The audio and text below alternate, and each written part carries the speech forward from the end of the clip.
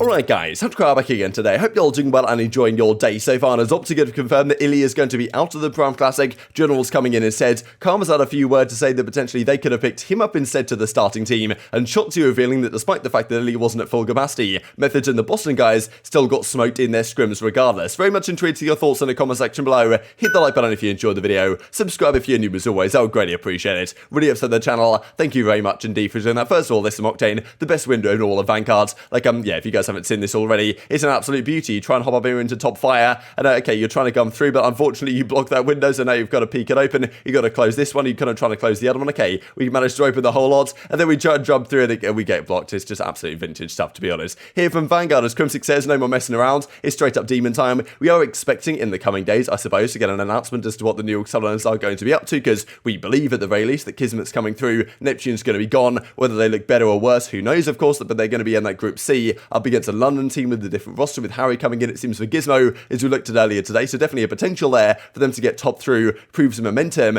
and get it into the bracket play and do some damage, right, and just go to show that they can actually make a run to even get to the World Championship, right, because as it looks right now, that's going to be far from easy for this current lineup. This also just to mention, because this is honestly hilarious, credit to Allyckt, right, this is why I love having Allyckt on the desk, because the passion just speaks for itself. Like, she just loves Call of Duty left, right, and center. She's obviously signed to the CDL like an official contract here, like on the desk, all this type of stuff, and yet she's still turning up to locals, beating some kids at locals, and just talking trash across the stages. You just can't make this stuff up. Here she is. It's just absolutely fantastic. So maybe I'll put this on the screen for you guys at the end of the video. This cracked me up, to be perfectly honest. The fact that she's a CDL talent, and the passion for Call of Duty is just too high. And she says right here, if you stream your LAN, no, you didn't. That's not me. That's definitely not me. And there's no way you're on the desk and a local screaming at kids, right? Absolute passion, right? And Ally's like, okay, that's not me, Clay. I swear, definitely not me, Mr. CDL people. There's absolutely nothing to see here, right? But I thought that was pretty commendable, no doubt. And well, let's dive into this then, right? So as CDL Intel points out, GA update officially confirming that the trophy system and the Volk are now gone. The Volk we knew was gone. I believe, at least I was talking to Spart in an interview that is coming out on the Breaking Point channel yesterday, today, tomorrow. I don't know exactly when it's going to come out, but we're talking to him, and he reckons that as soon as they finish the event,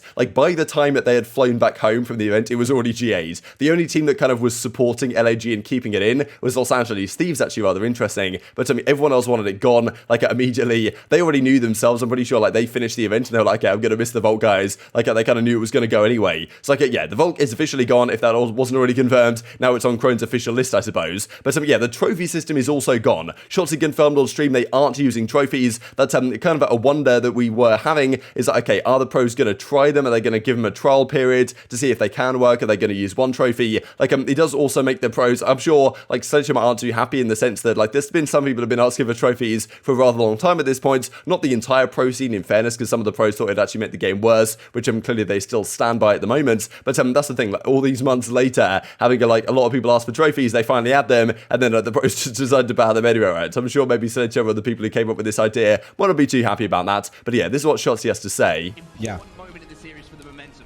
It worked good. It's different. Yeah, no, they kill you.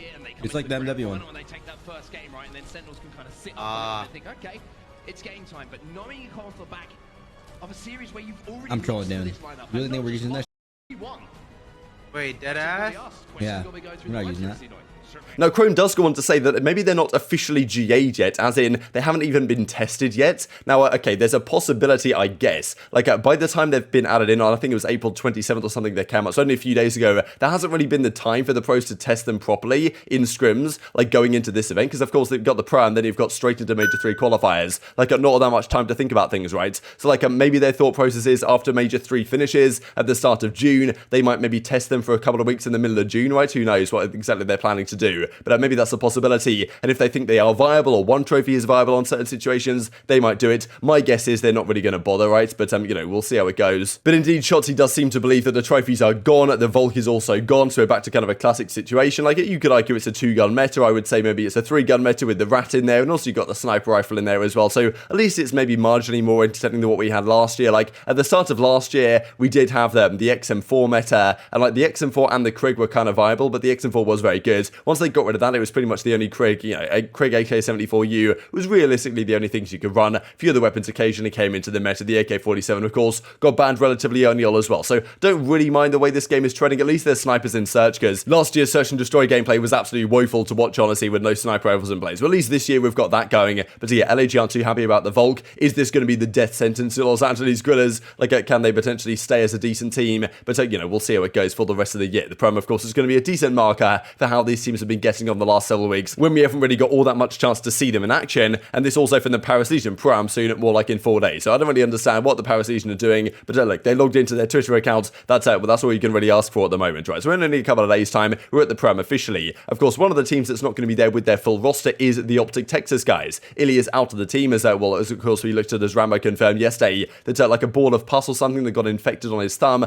kind of affecting the way he had to play. He's going to be subbed out of the team, and General is coming into the team for this event at least. They believe he's going to be all good to go for the start of the Major 3 qualifiers as they look for their run towards the World Championship. But of course, far from ideal without, iLLeY being at full health. The question is whether he's going to get back there soon. Hopefully that's the case, but it might take a little bit longer than they expect it to. It also doesn't give you the practice on land that you might have been hoping to get with the full team after a few weeks off, to be honest, and Berlin Control coming into the rotation. There's been a few changes that have gone around. But Shotzzy's explaining exactly why this was kind of affecting his play, why he had to hold the controller slightly differently to what he was kind of trying to do, and also saying that effectively to Methodz, they were scrimming up against the Boston guys. It was Optic versus Boston in a scrim set, pretty much last night or the day before, maybe, just before iLLeY basically said, look, I'm probably going to have to sit this one out and let this recover. But even then, Shotzzy reckons in this scrim, they were still bodying Methodz. Of course, he's kind of trolling to a degree, but there's probably some element of truth to this, right? The Boston were having a difficult time, even saying that iLLeY had to hold his controller different, and Boston was still getting the business. Right? So we scrimmed today, and let me just tell you, Zinni got on, by the way. We scrimmed them, and even though we have a man down, we 2-0'd their and we bounced like titties. We had to bounce because Ender was like, yo, boys, I'm not at my 100%. I can't, there's some things he basically didn't want to go through with it, and he didn't want to put us at a disadvantage going into the prime. And yeah, so Zinni, you were dog, by the way. 2-0 when the guy's handicapped and Jesus, Zin. But yeah, I'm trolling, by the way. But yeah, seriously, Ender's a trooper because he's been playing lately, and he's been playing at a really awkward controller position. Now, the other part of this, of course, it makes perfect sense that General subs in for the team. General's been kind of hard done by, you could well argue, with the whole Texas Nation situation. Havoc getting a spot, Kismet getting a spot. Brizzy and General find themselves in a really tough situation, right? And, well, of course, General, as the sub for this team, he subbed in rather successfully back in Modern Warfare for the Chicago Huntsmen when they decided to get rid of course, Gunless, and they brought General in for a little bit before they made the Prestinni change and a few things switched around. He did a pretty good job for the team when he had to sub in for them, even though I think that was only in scrims and stuff. So, he seems to be coming into this team here, but there were some questions from Karma. Should it actually have been Karma instead? He's kind of joking and trolling in this clip here a second. He's like, why didn't they choose me? I could have been better than General, all this type of stuff. He knows it's a good idea to get General. He hasn't played much of this game, but I do wonder if Karma did come in, if he could do anything. And he then goes on to say that pretty much if he played challenges for 1 week, he'd be better than half, if not way more than half of the players. It's maybe saying that Optic at some point or another could consider his services. Bring in Jordan General is going to be our replacement substitute player. Obviously 7-time, I think it's 7, I'm pretty sure it's 7-time Challenger Major Champion. Damn, bro, that could be me, but they don't me. That's crazy. That's crazy. I promise you I could play for a week and be better than half the challengers. That's on God. Actually, maybe more than half. Maybe more. Maybe more. Prove it.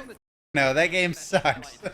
So Karma, of course, 3-time world champion, the only player to have done that 3 times, all in a LAN environment. Not sure what's going on his screen right here, as he says it's like an Astral Wall is all across the map. But yes, Karma was saying, look, it makes sense for General to be in this team, but come on, guys, maybe put me in, coach. It's time to make it happen all these years to, get Karma back on the main stage, right? But, and then he's also going on to say, well, look, if I played challenges, I'd be way better than some of these guys. It's been kind of interesting in a way to see that the last couple of seasons, especially I remember at the start of Black Ops Cold War, War, when he was playing in all these kind of, you know, tourneys that they were doing. They had like some weird tourney type stuff going on at the start of Cold War where the teams would kind of like host a throwdown like type tournaments, and like it'd be calmer with some content creators, personalities, some other pros. But like a lot of the times he would play these tourneys and he'd be just smoking people all across the stage. It was kind of crazy to watch actually. But Karma still does seem to have it, at least to a degree. But then at the end of that clip, he was like, wait, come on, I'm not gonna do it on this game, and I'm not gonna prove it to all of you that I can in fact be like, you know, one of the best players in challenges once again, or one of the best players outside the league, because like, you know, I'm not gonna put myself through actually playing this game, right? But that's the thing. He still does seem to have something there, right, in him that says, okay, maybe a return to some sort of competitive like competition to a degree could be a good idea at some point or another. Obviously not going to happen this season, doesn't want to play this game, but look, next year if he enjoys the game, who knows, maybe he plays a bit of challenges or plays a bit of like just online matches in general, and like, you know, maybe he's even an option for teams if they want to make a last minute substitution change for Karma to come into the team, right? It's unlikely, but he reckons that he could certainly still be a good pickup for Optic if they absolutely did require his services to come through. This I thought was kind of interesting before we finish out with some interesting stats. Just like it was Joey the Goon says in reply to ROASTS right here, no wonder you're washed. Lost 5-2 in grand finals twice. Get better or else I'm becoming a Parisian fan. For sure, ROASTS says, yeah, Parisian, they need some more fans to be honest, there's no doubt. These also, just as we finish out the video, I thought this is kind of crazy. Just like Crimsix's stats, really, we looked at him a bit earlier, wondering what's going to happen with the Sublanders starting team. Might have already been confirmed by now, to be fair, when this video is going live, but I wouldn't count on it because New York Sublanders seem to release all their roster updates like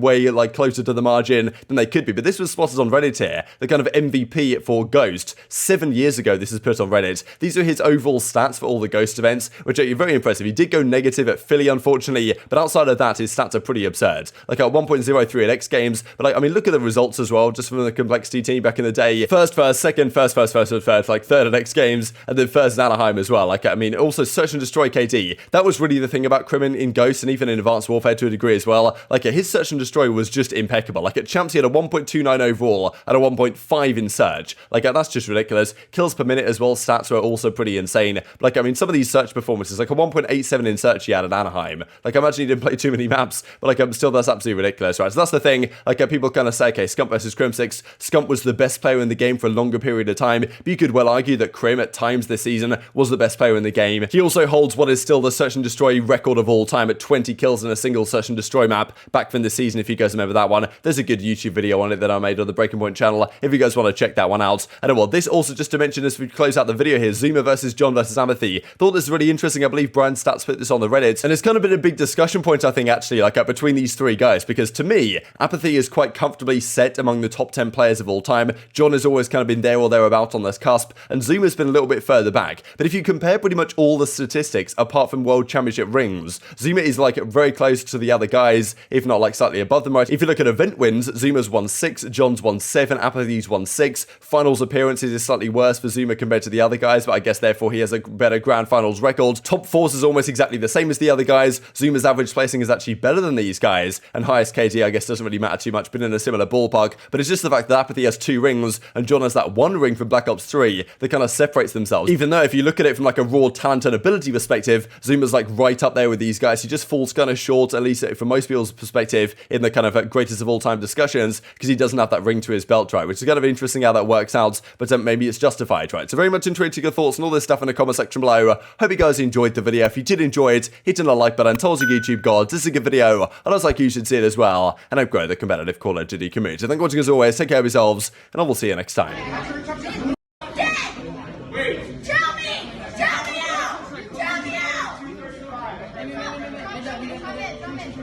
No shot. He's already leaning back in his chair. It's shot.